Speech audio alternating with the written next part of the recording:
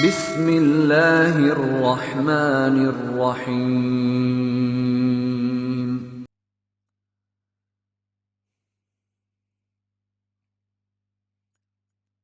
نحمده ونصلي على رسوله الكريم، أما بعد فأعوذ بالله من الشيطان الرجيم، بسم الله الرحمن الرحيم. إن عدة الشهور عند الله 12 شهرا في كتاب الله يوم خلق السماوات والأرض منها 4 حرم ذلك الدين القيم فلا تظلموا فيهن أنفسكم صدق اللہ العظیم۔ اللہ تبارک و تعالی کے ارشاد ہے، مہینوں کی تعداد اللہ کے نزدیک کتاب اللہ میں 12 ہے، اسی دن سے جب سے اس نے آسمان و زمین کو پیدا کیا۔ ان میں 4 مہینے ادب و احترام والے ہیں، یہی سیدھا اور درست دین ہے، تم ان مہینوں میں اپنی جانوں پر ظلم نہ کرو۔ یہ اس آیت مبارکہ کا جو میں نے تلاوت کی تھی اس کا ترجمہ ہے۔ اس آیت مبارکہ سے یہ بات معلوم ہوئی کہ اللہ کے نزدیک مہینوں کی تعداد 12 ہے، جن میں سے 4 مہینے ذوالقعدہ، ذی الحجہ، محرم اور رجب، یہ 4 مہینے حرمت والے مہینے ہیں۔ ان کو حرمت والا اس لیے کہا جاتا ہے کہ ان میں ہر ایسے کام سے جو فتنہ فساد، لڑائی جھگڑا کا باعث بنتا ہو اس سے منع کیا گیا ہے، اور ان مہینوں میں قتال بھی، لڑائی بھی جائز نہیں، بلکہ یہ اسلام سے پہلے زمانہ جاہلیت میں بھی ان مہینوں کو حرمت والا مہینہ سمجھا جاتا تھا۔ ان 4 مہینوں میں سے جو حرمت والے مہینے ہیں ان میں سے ایک مہینہ محرم الحرام، یہ ہجری یعنی جو اسلامی سال ہیں، جو اسلامی مہینے ہیں اور اسلامی سال کا پہلا مہینہ، جس کی بنیاد آقا دو جہاں صلی اللہ علیہ وسلم کے ہجرت کے واقعے پر ہے، اور اس اسلامی سال کا جس کو ہم ہجری سال کہتے ہیں، اس کا آغاز جو ہے یہ 18 ہجری میں سیدنا خلیفہ دوم عمر فاروق رضی اللہ تعالی عنہ کے دور خلافت میں ہوا، اور یوم یہ محرم کا مہینہ، اور پھر اس میں جو یوم عاشوراء 10 محرم کا دن ہے، یہ دن زمانہ جاہلیت میں ہی قریش مکہ کے نزدیک بڑا محترم دن، اور اسی دن خانہ کعبہ پر نیا غلاف ڈالا جاتا تھا، یعنی اسلام سے پہلے کی بات ہو رہی ہے، اور قریش اس دن روزہ رکھتے تھے۔ غالباً اس کی وجہ یہ تھی کہ حضرت ابراہیم علیہ السلام کی کچھ روایات اس کے بارے میں ان تک پہنچی ہوں گی، جس کی وجہ سے وہ 10 محرم یعنی یوم عاشوراء کا روزہ رکھتے تھے، اور رسول اکرم صلی اللہ علیہ وسلم کا دستور یہ تھا کہ قریش ملت ابراہیمی کی نسبت سے جو اچھے کام کرتے تھے ان کاموں میں آپ صلی اللہ علیہ وسلم ان سے اتفاق فرماتے تھے اور اس میں شریک بھی ہوتے تھے،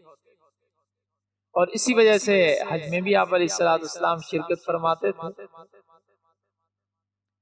چنانچہ اسی اپنے اصول کی بنیاد پر آپ صلی اللہ علیہ وسلم قریش کے ساتھ عاشوراء یعنی 10 محرم کا روزہ بھی رکھتے تھے، لیکن آپ صلی اللہ علیہ وسلم خود یعنی روزہ رکھتے تھے، لیکن دوسروں کو اس کا حکم نہیں دیتے۔ پھر جب آپ صلی اللہ علیہ وسلم مدینہ منورہ تشریف لائے اور یہاں پر دیکھا کہ یہود بھی عاشورہ کا روزہ رکھتے ہیں، اور ان کی یہ روایت پہنچی آپ علیہ السلام تک کہ یہ وہ مبارک تاریخی دن ہے جس میں حضرت موسیٰ علیہ السلام اور ان کی قوم کو اللہ تبارک و تعالی نے فرعون سے نجات عطا فرمائی تھی، اور فرعون اور اس کے لشکر کو دریا میں غرق کیا تھا۔ آپ صلی اللہ علیہ وسلم نے اس دن کے روزے کا زیادہ اہتمام فرمایا، اور پھر مسلمانوں کی بھی عمومی حکم دیا کہ وہ بھی اس دن روزہ رکھا کریں، اور بلکہ بعض روایات سے یہ بھی معلوم ہوتا ہے کہ رمضان کے روزے فرض ہونے سے پہلے یہ روزہ فرض ہوا، یوم عاشورہ کا 10 محرم کا روزہ فرض ہوا، اور پھر جب رمضان المبارک کے روزے فرض ہوئے تو عاشورہ یعنی 10 محرم کے روزے کی فرضیت منسوخ ہو گئی، اور اب اس کی حیثیت ایک نفل روزے کی رہ گئی۔ لیکن اس کے بعد بھی رسول اللہ صلی اللہ علیہ وسلم کا یہی معمول رہا کہ آپ رمضان المبارک کے فرض روزوں کے علاوہ نفلی روزوں میں سب سے زیادہ اسی روزہ کا اہتمام فرماتے تھے۔ اور پھر یہ جو 10 محرم کا دن ہے، اس میں کئی اہم واقعات ہوئے جن کو مورخین نے ذکر کیا ہے۔ بہت سے واقعات ہیں، میں اس میں سے چند کی طرف اشارہ کر دیتا ہوں۔ مثلا مورخین نے لکھا ہے کہ اسی دن یعنی 10 محرم کے دن آسمان و زمین، قلم اور حضرت آدم علیہ السلام کو پیدا کیا گیا، اور یہی وہ دن تھا کہ جس دن حضرت آدم علی نبینا و علیہ السلام کی توبہ قبول ہوئی، اور یہی وہ 10 محرم کا دن تھا جس میں حضرت نوح علیہ السلام کی کشتی جو ایک ہولناک سیلاب تھا اس سے محفوظ ہو کر جو جودی پہاڑ تھا اس پر لنگر انداز ہوئی۔ یہی دن تھا جس دن حضرت ابراہیم علیہ السلام کو خلیل اللہ بنایا گیا، اور ان پر وہ آگ جس میں نمرود نے آپ کو ڈالا تھا وہ گلے گلزار ہوئی۔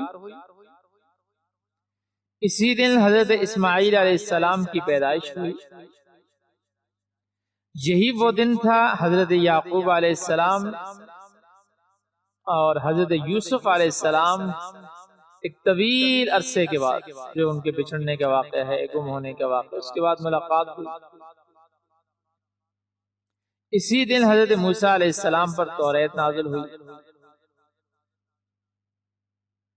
اور مورخین نے یہ بھی لکھا ہے کہ یہی وہ دن تھا 10 محرم کا دن کہ جس دن اس دنیا میں پہلی باران رحمت نازل ہوئی، اور اسی 10 محرم کے دن حضور اکرم صلی اللہ علیہ وسلم نے حضرت خدیجہ الکبریٰ رضی اللہ تعالی عنہ سے نکاح فرمایا۔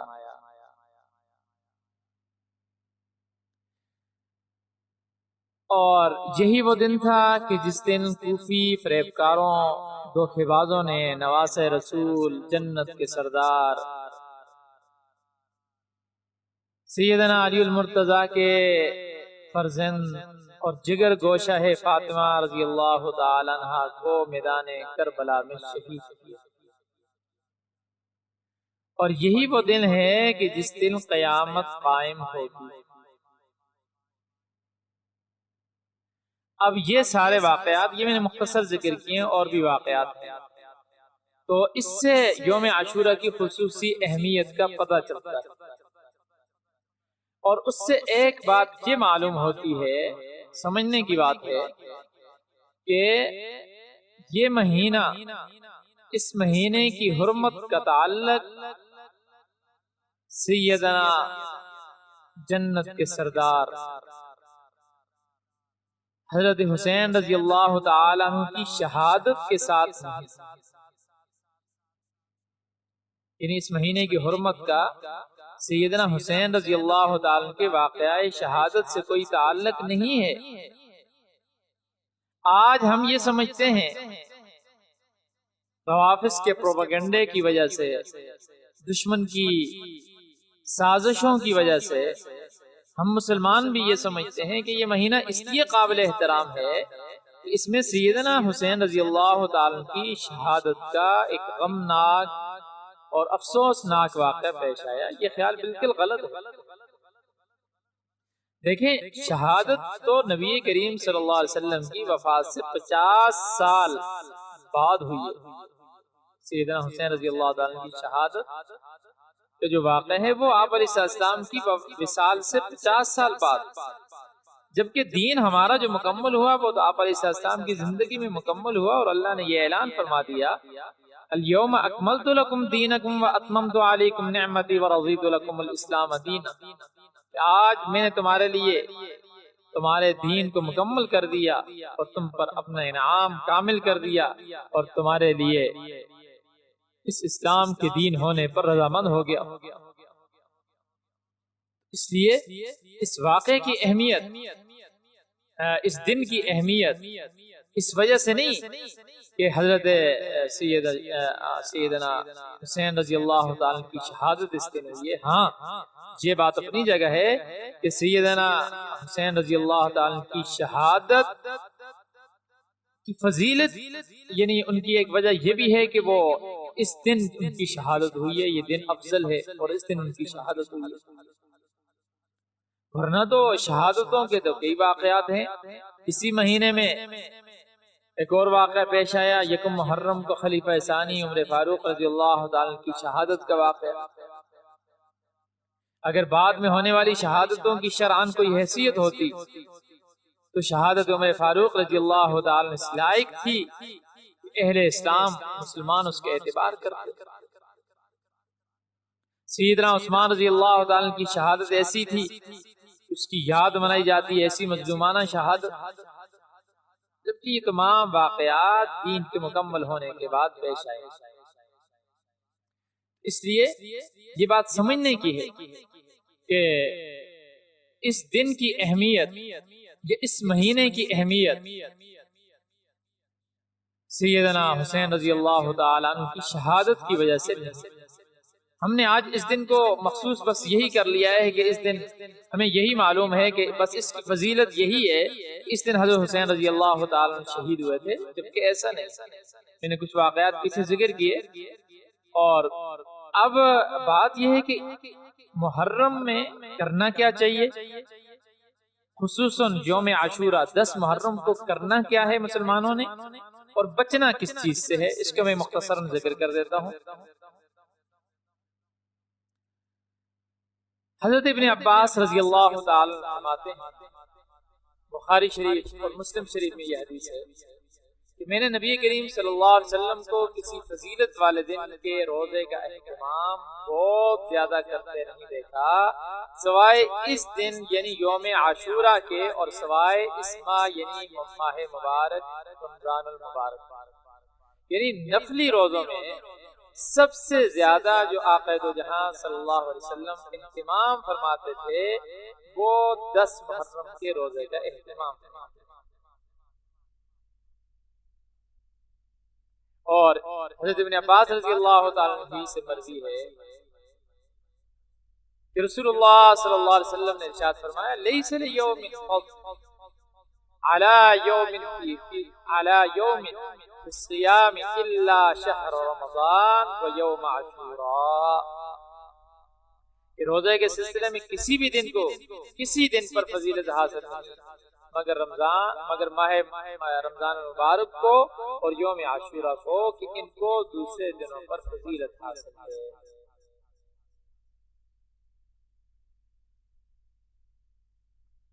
اور پھر یہ بھی فرمایا، افضل الصیام بعد رمضان شہر اللہ الحرام، جو صحیح مسلم میں یہ روایت ہے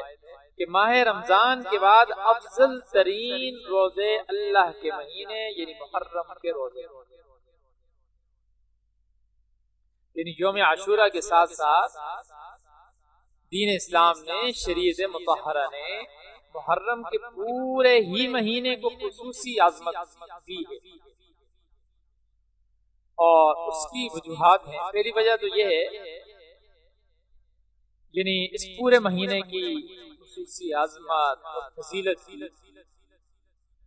پہلی وجہ اس کی یہ ہے کہ احادیث شریفہ میں اس ماہ کی فضیلت وارد ہوئی۔ چنانچہ سیدنا علی المرتضی شیر خدا رضی اللہ تعالی عنہ سے کسی نے سوال کیا کہ ماہ رمضان المبارک کے بعد کون سے مہینے کے میں روزے رکھتے؟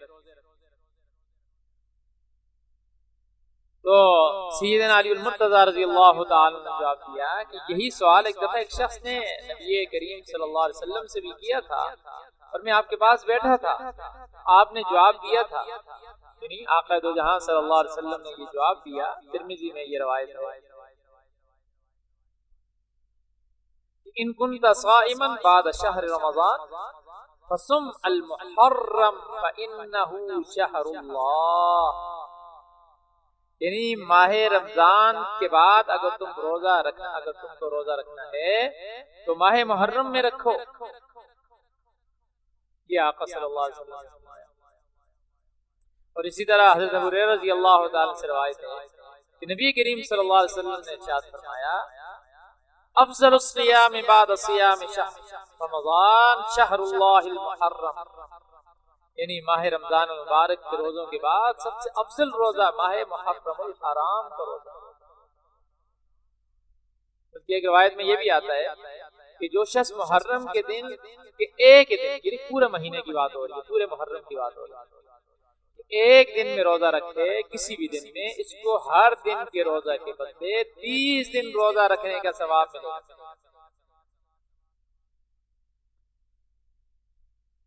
ان احادیث سے اس کی فضیلت کی محرم کی وجہ یہ معلوم ہوئی کہ یہ شہر اللہ، مہینے تو سارے اللہ کے ہیں، جیسے گھر سارے اللہ کے ہیں، لیکن بیت اللہ کو ایک خاص مقام حاصل ہے، اس لیے اس کو بیت اللہ کہا جاتا ہے۔ بیت اللہ، اللہ، حالانکہ مسجدیں ساری اللہ کے گھر ہیں، لیکن اس کو ایک خاص مقام حاصل ہے، اس لیے اس کو بیت اللہ کہا جاتا ہے۔ اسی طرح مہینے بھی سارے اللہ کے ہیں، لیکن محرم الحرام کی خاص اہمیت اور فضیلت حاصل ہے، اس لیے اس کو حدیث میں شہر اللہ، اللہ تعالی کی خاص رحمتوں کا مہینہ ہے۔ اور اس کی فضیلت کی ایک وجہ میں نے شروع میں ذکر کر دی کہ یہ ان 4 مہینوں میں سے ہے، کہ جن کو دوسرے مہینوں پر ایک خاص مقام حاصل ہے، یعنی جو اشہر حرم ہیں جن کو قرآن نے حرمت والے مہینے کہا ہے، ذوالقعدہ، ذوالحجہ، محرم الحرام اور رجب۔ اور اسی طرح اس مہینے کی فضیلت کی ایک وجہ یہ بھی ہے کہ اسلامی سال کی ابتدا اسی مہینے سے، اس لیے ایک تو محرم میں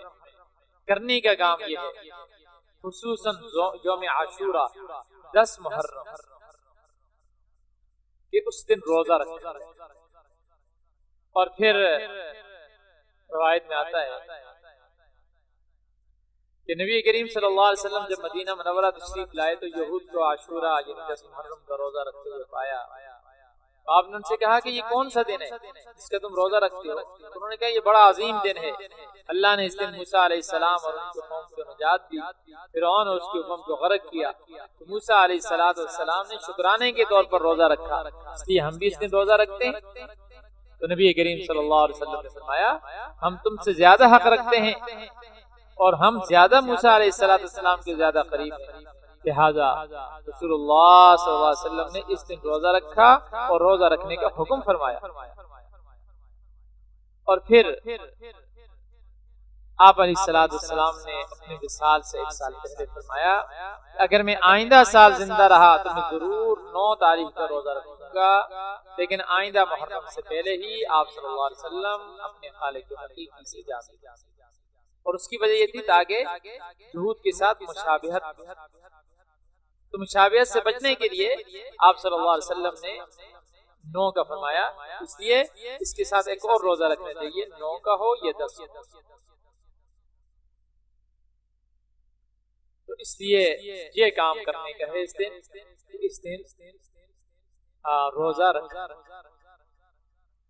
اور ایک دوسری روایت اگرچہ ضعیف ہے، لیکن بہرحال فضائل میں چونکہ ضعیف حدیث بھی چل جاتی ہیں، تو آپ علیہ الصلوۃ والسلام نے فرمایا کہ من اوسع علی عیالہ و اہلہ یوم عاشوراء اوسع اللہ علیہ سائر السنہ، یعنی جو شخص عاشوراء کے دن اپنے اہل و عیال پر کھانے پینے کے سلسلے میں فراخی اور وسعت کرے گا، اللہ تعالیٰ پورے سال اس کے رزق میں وسعت عطا فرمائے گا۔ یعنی اپنے اہل و عیال پر کھانے پینے میں وسعت اور فراخی کرنا اچھا ہے، کیونکہ اس عمل کی برکت سے تمام سال اللہ تعالیٰ فراخی رزق کے دروازے کھول دیتا ہے۔ یعنی یہ بھی اگر کوئی کر لیں تو ٹھیک ہے، اس کی اجازت ہے۔ تو یہ جو جتنی بات میں نے ذکر کی، اس سے یہ ساری بات یہ معلوم ہوئی کہ ماہ محرم اور یوم عاشوراء بہت ہی بابرکت اور مقدس مہینہ ہے، لہذا اس عظمت والے مہینے، اس مقدس مہینے، اس بابرکت مہینے میں زیادہ سے زیادہ عبادات میں مشغول ہو کر اللہ تعالیٰ کی خاص و خاص رحمت کو اپنے آپ کو متحد بنائیں۔ لیکن یہ مہینہ ہم نے اور خصوصاً یوم عاشوراء 10 محرم کا طرح طرح کی بدعات اور رسومات کا مجموعہ بنا لیا، اور اس میں کیا ہوتا ہے، دیکھیں بہت سی چیزیں ایسی ہیں باطل کرتا ہے، روافض کرتے ہیں، اسلام کے دشمن کرتے ہیں، اور مسلمان بھی ان کے دیکھا دیکھی اور ان کے سازشوں کا شکار ہو کر، اس کے پروپیگنڈے کا شکار ہو کر ان چیزوں میں پڑ جاتے ہیں جن سے اپنے آپ کو بچانا ضروری ہے۔ مثلا بعض لوگ محرم کی 10ویں تاریخ کو کھچڑا پکاتے ہیں، یہ بالکل سخت ناجائز اور گناہ ہے۔ البدایہ والنہایہ کتاب ہے، اس میں یہ بات لکھی ہے کہ سیدنا حضرت حسین رضی اللہ تعالی کی شہادت کی خوشی میں خوارج جو تھے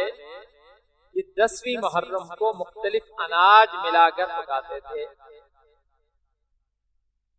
تو معلوم ہوا کہ اس دن کھچڑا پکانا رسول اللہ صلی اللہ علیہ وسلم کے اہل بیت سے دشمنی رکھنے والوں کی ایجاد کردہ رسم ہے، اس لیے اہل بیت سے محبت رکھنے والوں کو اس رسم سے بچنا نہایت ضروری ہے، اور آج ہم یہ کام ان کی محبت کے نام پر کر رہے ہیں۔ پھر اسی طرح بعض لوگ ایثار ثواب کے لیے کھانا پکاتے ہیں 10 محرم کے دن، کہ بعض لوگ 9ویں 10ویں 11ویں محرم میں کھانا پکا کر حضرت حسین رضی اللہ تعالیٰ کو ایثار ثواب کرتے ہیں، تو یہ طریقہ بھی بالکل غلط ہے، اس سے بھی اپنے آپ کو بچانا چاہیے، کیونکہ اسلام میں ایصال ثواب کے لیے کوئی دن مخصوص نہیں ہے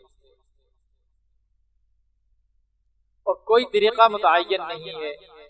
اس لیے اپنی طرف سے دن مخصوص کرنا، اپنی طرف سے طریقہ مخصوص کرنا، یہ اسلام میں زیادتی ہے۔ اسی طرح بعض لوگ پانی یا شربت کی سبیل لگاتے ہیں۔ محرم کی 10ویں تاریخ کو جو لوگ پانی کی یا شربت کی سبیل لگاتے ہیں اور راستوں چراہوں میں بیٹھ کر گزرنے والوں کو پانی یا شربت پلاتے ہیں، دیکھیں اگرچہ پانی پلانا یہ ایک بہت بڑا نیکی کا کام ہے، ثواب کا کام ہے، لیکن چونکہ اس میں 10 محرم پھر حضرت حسین رضی اللہ تعالیٰ کے نام پر، بعض دفعہ وہ اللہ کے نام پر ہی نہیں ہوتی، وہ ان کے نام پر ہوتی ہے، پھر بعض دفعہ جو اہل بیت کے اصل میں دشمن ہیں ان کو یہ پلائی جاتی ہے اور ان کے لیے یہ کیا جاتا ہے، تو اس وجہ سے بھی اس سے بچنا چاہیے۔ اور ایک بہت بڑی بات، محرم میں نکاح کرنے کو منحوس سمجھا جاتا ہے اور محرم میں لوگ شادی نہیں کرتے۔ دیکھیں اس میں آپ یہ پہلے سمجھیں کہ آیا یہ دن محترم ہے، مقدس ہے، معظم ہے، یہ منحوس ہے؟ کیونکہ ہم اس مہینے کو معظم سمجھتے ہیں، محترم سمجھتے ہیں، مقدس سمجھتے ہیں، فضیلت والا سمجھتے ہیں، جبکہ روافض اس مہینے کو منحوس سمجھتے ہیں۔ ان کے نزدیک کیونکہ شہادت بہت بری اور منحوس چیز ہے، اور کیونکہ حضرت سیدنا حسین رضی اللہ تعالیٰ کی شہادت اس میں ہوئی ہے، اس لیے وہ لوگ اس میں کوئی تقریب اور کوئی خوشی کا کام اور شادی وغیرہ نہیں کرتے۔ لیکن ہم تو اس مہینے کو محترم، معظم، فضیلت والا اور مقدس سمجھتے ہیں۔ تو حالانکہ بہت سے صحابہ اور اہل بیت میں سے بہت سے ہیں ان کے نکاح محرم میں ہوئے ہیں، اس لیے یہ بھی غلط رسم ہے کہ اس مہینے میں اس کو یعنی نکاح کو غلط سمجھنا یہ بالکل انتہائی غلط بات ہے. کوئی مہینہ منحوس نہیں ہے، کوئی دن منحوس نہیں ہے. اب ایک آخری بات سمجھ لیں، یہ جو کچھ کیا جاتا ہے محرم میں، جتنی رسومات جتنی بدعات کی جاتی ہے، وہ سیدنا حسین رضی اللہ تعالیٰ عنہ کے نام پر کی جاتی ہے، اہل بیت کے نام پر کی جاتی ہے، اہل بیت کی محبت کے نام پر کی جاتی ہے. اس میں کوئی شک و شبہ نہیں ہے. سیدنا حسین جنت کے سردار، آقا دو جہاں صلی اللہ علیہ وسلم کے لاڈلے، حضرت علی کے دل کے ٹکڑے، سیدہ فاطمہ جنت کی عورتوں کی سردار ہیں، ان کی لخت جگر کے ٹکڑے ہیں. ان کی 10 محرم کو انتہائی مظلومانہ اور ان کے ساتھ دھوکہ کر کے ان کو بلا کر پہلے خود بلایا اور پھر ان کو شہید کیا گیا. وہ ایک واقعہ الگ ہے، اس طرف نہیں جانا، لیکن جو میں بات عرض کر رہا ہوں اس کو تھوڑا غور سے سوچیں اور اس پر سوچیں. ہم یہ سب کچھ ان کے نام پر کرتے ہیں، اور ان کے نام اور ان کی لوگ جو ہے محبت میں غلو، عقیدت اور کچھ مکر و فریب اور دھوکہ دہی کی وجہ سے سینہ کوبی، ماتم وغیرہ شروع کر دیتے ہیں. یہ بھی یاد رکھیں کہ جب سیدنا حسین رضی اللہ تعالیٰ کو شہید کیا گیا، اس کے بعد تاریخ میں اٹھا کر کتابیں دیکھیں، اس کے بعد سب سے پہلے ماتم کس نے کیا تھا؟ ان کو شہید کرنے والوں نے ماتم کیا تھا. جنہوں نے شہید کیا تھا، جو آپ کا ان کا ساتھ نہیں دے سکے. اہل بیت میں سے کسی نے ماتم نہیں کیا، اہل بیت میں سے کسی نے سینہ کوبی نہیں کی، اہل بیت میں سے کسی نے کالے کپڑے نہیں پہنے. اہل بیت جو ہمارے ایمان کا حصہ ہیں، یہ جتنی آج رسومات ہوتی ہیں کسی نے یہ نہیں کی، بلکہ ان لوگوں نے کی جنہوں نے ان کو دھوکے سے بلایا کربلا میں، اور بلا کر پھر ان کا ساتھ نہیں دیا، جس کی وجہ سے ان کی شہادت ہوئی. تو پھر انہوں نے یہ کام شروع کر دیا. تو پھر کرنے کا کام کیا ہے؟ وہ ایک عربی کا شعر ہے جس کا مفہوم یہ ہے کہ اگر تجھے اپنے محبوب سے سچی محبت ہوتی، اس کی باتیں مانتا، کیونکہ محبت کرنے والا اپنے محبوب کا اطاعت گزار ہوتا ہے. یعنی جس سے محبت ہوتی ہے نا، آدمی اس کی اطاعت کرتا ہے، اس کی تابعداری کرتا ہے. اگر ہمیں اہل بیت سے، اگر ہمیں جنت کے سردار سیدنا حسین رضی اللہ تعالیٰ عنہ سے واقعی سچی محبت ہے، دل سے محبت ہے، تو پھر ہمیں چاہیے کہ ہم ان کی باتیں مانیں، وہ کام کریں جو وہ پسند کرتے تھے. سیدنا حسین رضی اللہ تعالیٰ کی زندگی تو دیکھیں. سیدنا حسین رضی اللہ تعالیٰ کو نماز محبوب ترین چیز تھی. انہوں نے ساری زندگی باقاعدگی سے نماز ادا کی. نماز ترک کرنا تو درکنار، کبھی نماز کی ادائیگی میں ذرا سی سستی اور قائلی کا مظاہرہ بھی نہیں کیا.